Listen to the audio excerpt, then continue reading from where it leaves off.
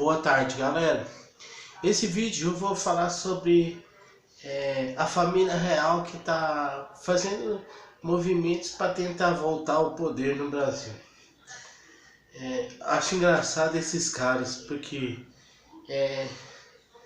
na prática estamos vivendo numa monarquia, só que não é os Orleans e Bragança que estão no poder, mas o Bolsonaro e sua família. Mas é outra coisa. E detalhe, alguns da família real apoiou a ascensão dele ao poder. E me espanta a submissão dessa família real aos donos do poder, né? Porque os donos do poder no Brasil descartaram eles do poder, agora fica tentando tentando fazer com que os donos do poder resolvam reconduzir eles para pro poder no Brasil. Uma família que governou o Brasil durante anos nunca pensou em industrializar o Brasil e nunca pensou em fazer um Brasil moderno, um Brasil industrial. Ainda que teve iniciativas já, como por exemplo do Barão de Mauá, Irineu Evangelista, que sonhou com um Brasil industrial, investiu, por exemplo, em construção de ferrovias, só que ele não teve o apoio financeiro necessário para fazer um processo de industrialização do Brasil e acabou falindo. E uma família real que foi sustentada por uma elite agrária, levando em consideração que essa mesma elite manda, só que diversificou a economia no Brasil. Aí eles vêm fazer reunião, querendo voltar ao poder. Faça meu favor, gente. Uma família real que protetorou o que pôde para o fim da escravidão. E mesmo assim, promulgou a Lei Áurea não por ser bonzinho, não porque achava que a escravidão era algo maléfico, mas porque sofria pressões de liberais estrangeiros, ingleses sobretudo, porque o escravo ele não pertencia ao mercado consumidor, e o escravo era uma anomalia da genética social, vamos dizer assim, que o escravo como todo. Aí, inclusive, o propósito original de doar terras para os ex-escravos como forma de indenização é algo, inclusive, para fazer média, né? Populismo barato, já desde aquele período da nossa história. Aí os caras vêm falar. Para começo de conversa, esse povo apoiando a ascensão desse homem que está no poder. Esse povo apoia fim da aposentadoria do povo. Esses cretinos. O ruim do Brasil é que a República não nasceu de uma revolução, nasceu de um acordo, né, da elite que quis criar uma república para eles, não para o povo. Porque a república nossa é aristocrata. Existe uma aristocracia que manda nesse Brasil, que alguns chamam de maçonaria, que alguns eu prefiro chamar de os donos do poder. Aqueles caras que estão por detrás do sistema, aqueles caras que manipulam os políticos e como peças no seu tabuleiro de xadrez. E E o que foi a monarquia no Brasil? A monarquia foi uma peça que eles usaram durante um tempo e quando viu que não precisava mais, sacrificaram a peça e passaram a defender a república, mas uma república que garantisse os interesses deles e não interesse da ideia, não priorizava a ideia de repúblicas, a coisa pública, ou seja, uma república de verdade significa uma unidade nacional, e a unidade nacional brasileira não existe de fato. O que existe é uma aristocracia que tem uma mentalidade colonial, por isso que quer impor o neoliberalismo econômico para ser submisso, para transformar o Brasil numa colônia novamente.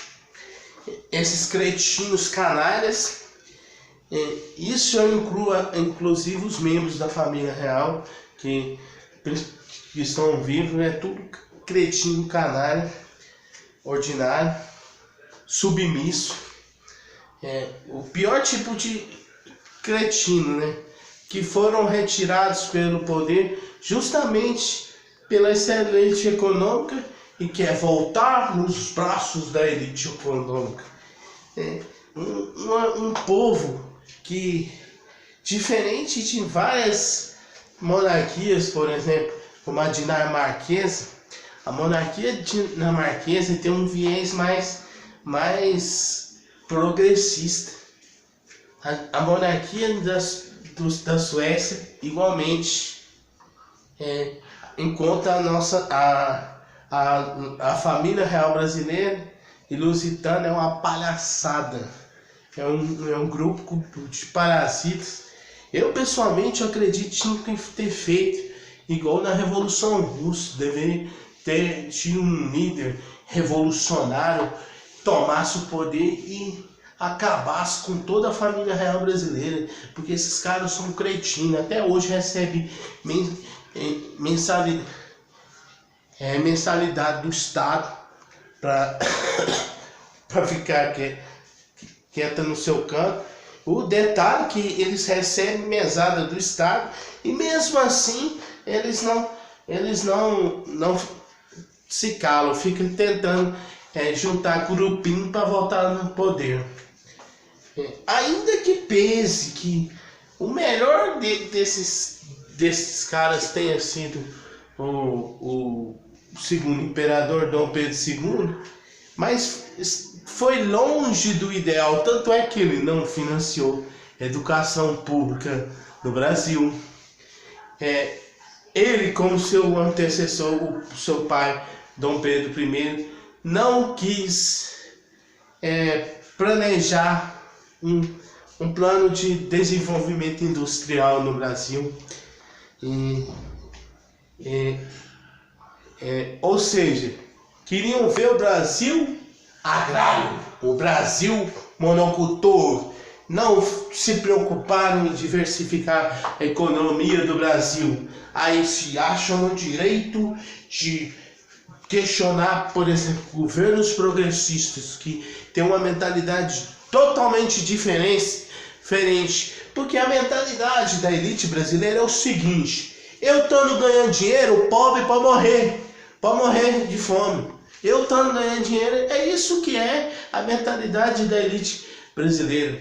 Quando eu falo elite, eu não estou falando o pequeno empresário. O pequeno empresário, se brincar, está nas mesmas condições de proletarização, porque são pobres igual seus clientes. Por exemplo, você não pode falar com um dono de um supermercado de pequeno porte rico, porque o custo dele manter o seu supermercado é grandioso.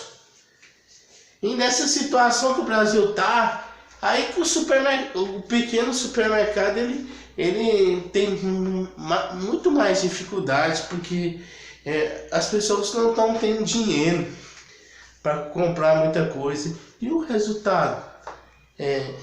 Quando aparecem clientes, principalmente aqueles clientes que o dono sabe que são pessoas sérias, tem que fazer caderneta de fiado, por exemplo, porque se não for assim, não vende. Essa é a realidade nacional. Aí vem os caras fazendo propaganda para voltar ao poder. Até mesmo o sal do teoria mirabolante do senhor Cabo Darciolo seria melhor do que tudo que está acontecendo e o que poderia acontecer com a volta desses cretinos ao poder.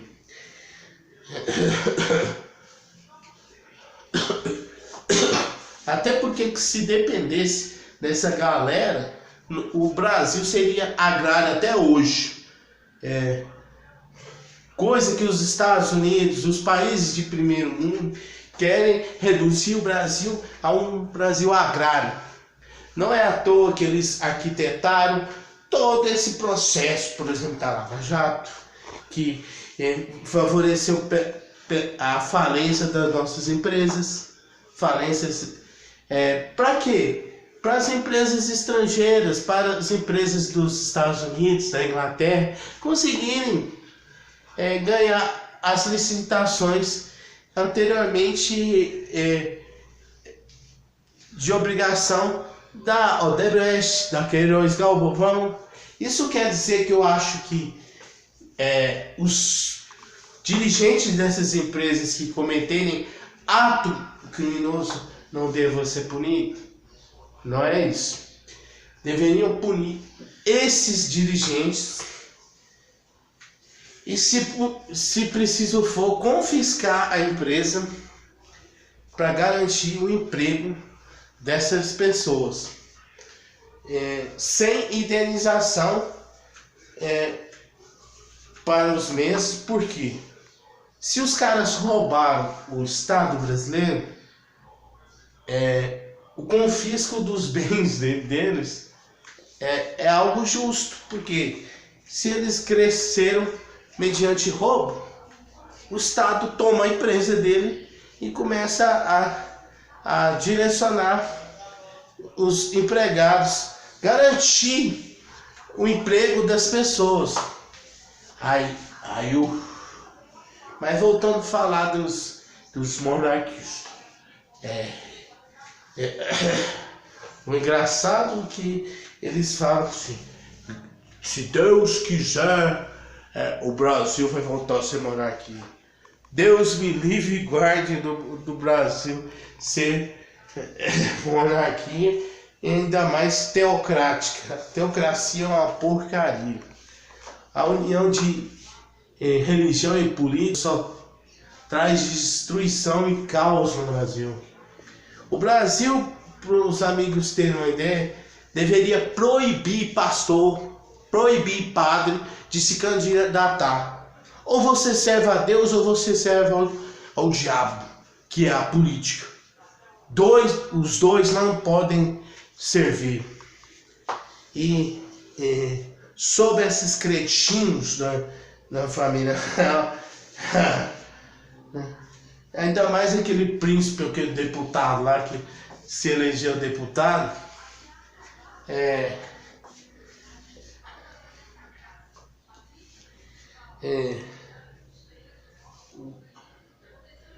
faça-me um favor, gente. Vocês já tiveram no poder, não se preocuparam em diversificar a economia brasileira. E o que vocês fariam de diferente se não resumir o Brasil a um país agrário, um país submisso a esses governos cretinos, Como os governos brasileiros, republicanos também,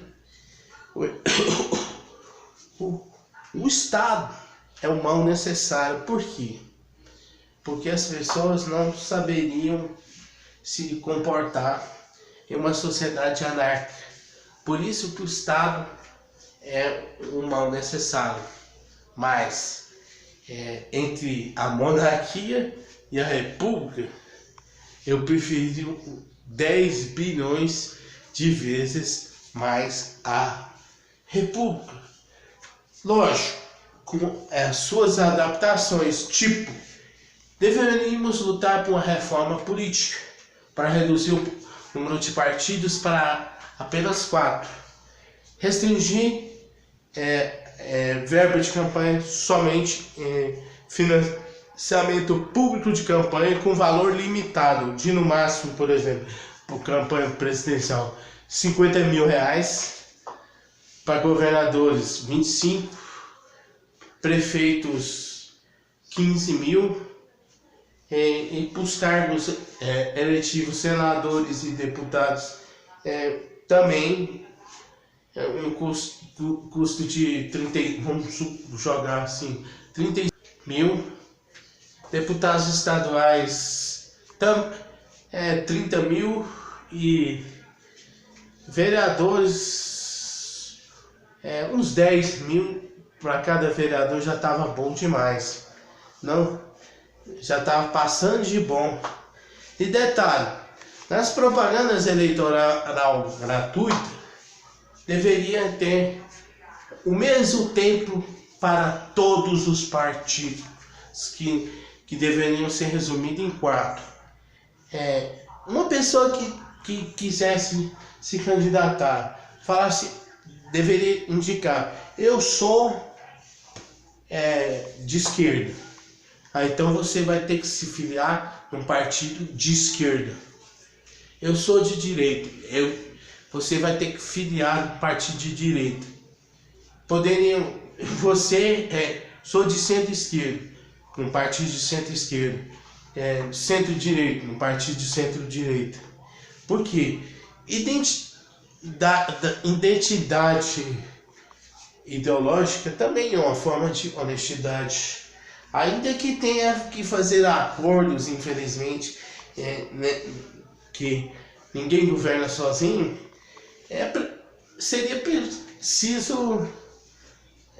seria louvável manter pelo menos uma base maior do ideário político partidário. E outra coisa também, o presidente concentra poder demais. Ele é chefe de Estado e de governo.